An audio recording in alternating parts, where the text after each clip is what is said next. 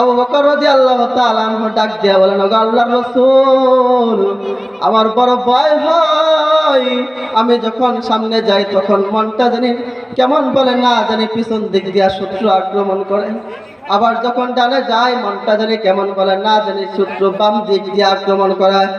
আবার যখন বামে যাই মনটা জানি কেমন বলে না জানি শত্রু ডান দিক দিয়ে আক্রমণ করে। আল্লাহ রাসূল সাল্লাল্লাহু আলাইহি সাল্লাম যখন মক্কা থেকে মদিনায় হিজরত করবেন, আবু বকরকে আল্লাহ রাসূল সাল্লাল্লাহু আলাইহি সাল্লাম আগেই বলে রাখলেন, ও আবু বকর, যে কোনো সময় তোমার ডাক আসতে পারে, মক্কা থেকে মদিনায় হিজরত করব। হযরত আবু বকর রাদিয়াল্লাহু তাআলা আনহু যখন নবীজির এই কথাটা শুনলেন, সেদিন থেকে আর আবু বকরের রাত্রি ঘুম নাই।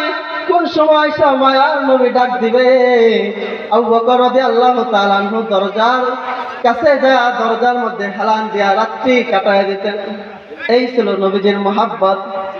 তো 6 মাস পর যখন আল্লাহ রাসূল সাল্লাল্লাহু আলাইহি সাল্লাম আবু বকর রাদিয়াল্লাহু তাআলা আনহুকে ডাক দিলেন, ও আবু বকর, সঙ্গে সঙ্গে ঘরের দরজার ভিতর থেকে আওয়াজ আসলো, লাব্বাইক ইয়া রাসূলুল্লাহ। আল্লাহর নবী সাল্লাল্লাহু আলাইহি সাল্লাম আশ্চর্য হয়ে গেছেন। আবু বকর রাদিয়াল্লাহু তাআলা আনহুকে ডাক দিয়ে বলেন, ও আবু বকর, তুমি কি রাতে ঘুমাও নাই? হযরত আবু বকর রাদিয়াল্লাহু তাআলা আনহু বলেন, ও আল্লাহর রাসূল, আমি ঘুমাবো আর আপনি দরজায় দাঁড়ায় থাকবেন। আল্লাহ তাআলা যদি ময়দানে মাহশরের দিন কাহ্হার রূপ ধারণ করে বলে, ও আবু বকর রে, তুই ঘুমায় আসলি আর তোর দরজার সামনে আল্লাহর রাসূল সাল্লাল্লাহু আলাইহি সাল্লাম দাঁড়ায় ছিল, আমি আবু বকর সেদিন কি জবাব দিব? কত মহাব্বত ছিল। তো হিজরতের সময় আল্লাহর রাসূল সাল্লাল্লাহু আলাইহি সাল্লাম এবং আবু বকর হাঁটতেছেন।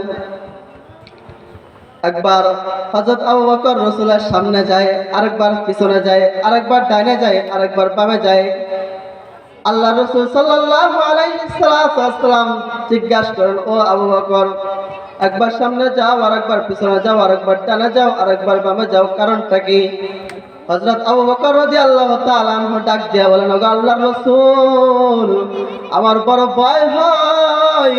আমি যখন সামনে যাই তখন মনটা জানি কেমন বলে না জানি পিছন দিক দিয়া শত্রু আক্রমণ করে।